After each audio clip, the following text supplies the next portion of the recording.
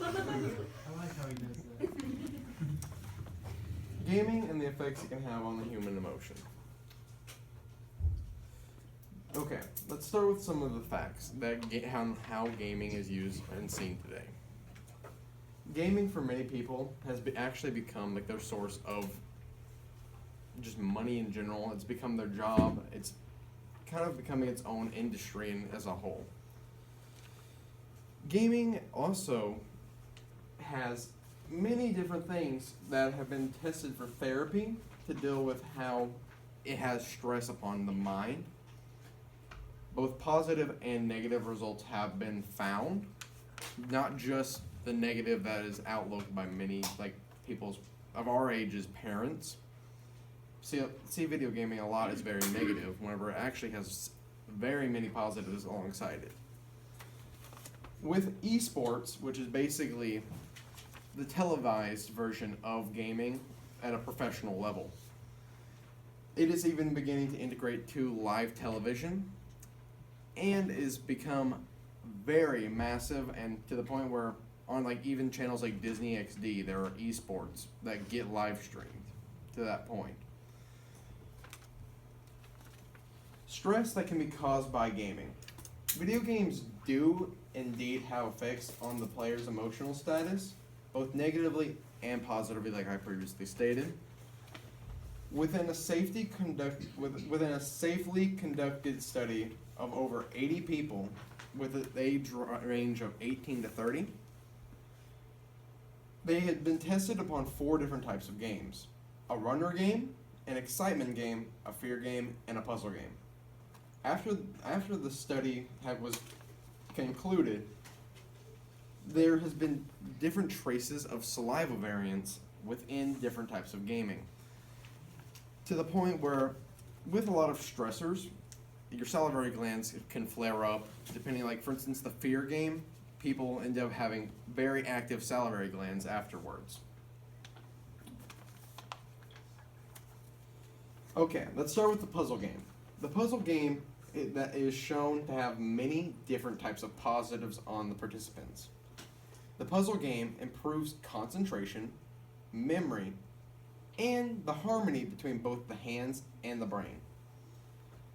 With the only type of negative stressor that was present being that the occupants experienced fear and the inability to function at finishing the puzzle itself.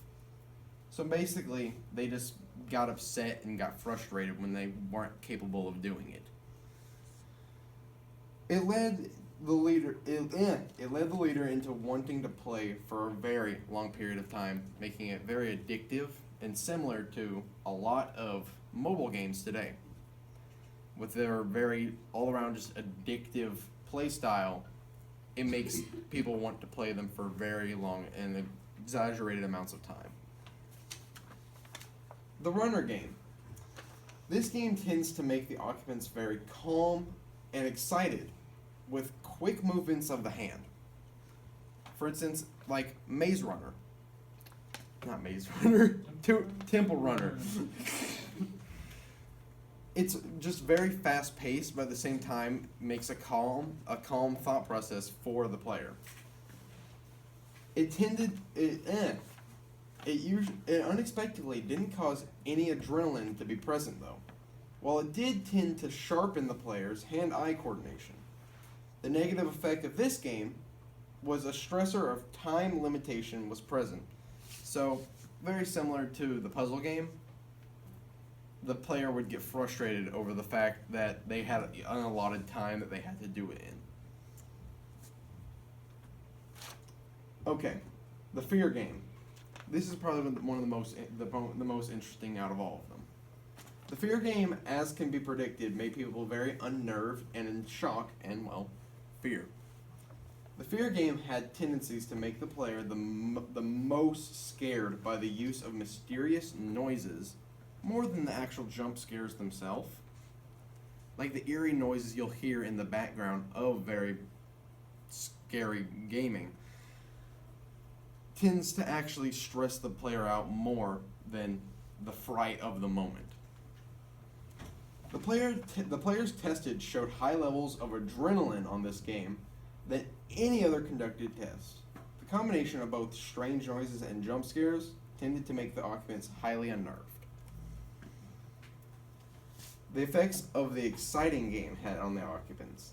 The exciting game had a very similar effect of the players as the runner game, yet in a very different setting, with the exciting game being a very brutal game, with immense amount of gore. Yet, throughout most of the studies, almost no occupants showed positive for any feelings of actual anger. With the many gory games, like for instance, if any of y'all have ever played like a game like Rage. Rage is a very gory game with lots of, blood. Yet, many people believe that those kinds of style of game can create very homicidal thinking, to the point of where many types of video games have been blamed for homicidal actions. This is actually a disapproval of that opinion, with the fact that no angry there's a type of salivary gland called in your saliva. You can find something called Salivacea C, which basically is the depiction of your body reacting physically with anger. This was not found at all in these gory games. None of the occupants at all were found to have salivary. I can't say the word. Yes. Yes. Well, basically, it just didn't create any homicidal thinking in the occupants. Here's some interesting facts. Did you know one reason that horror games exist is for the exact purpose that people don't actually like to be scared? It's primarily because of the fact that people like the feel of a surge of adrenaline or rush that goes basically throughout their body. They don't like necessarily being scared, but they like the feeling of the just all around rush afterwards of the scare.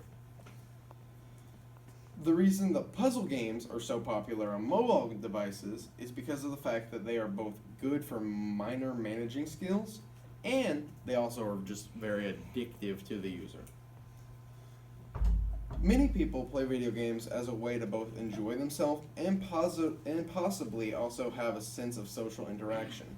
Social networking on gaming is very important for the reasoning that it makes it easier for people to interact both long distance and over gaming, which gives them an immediate similarity between one another.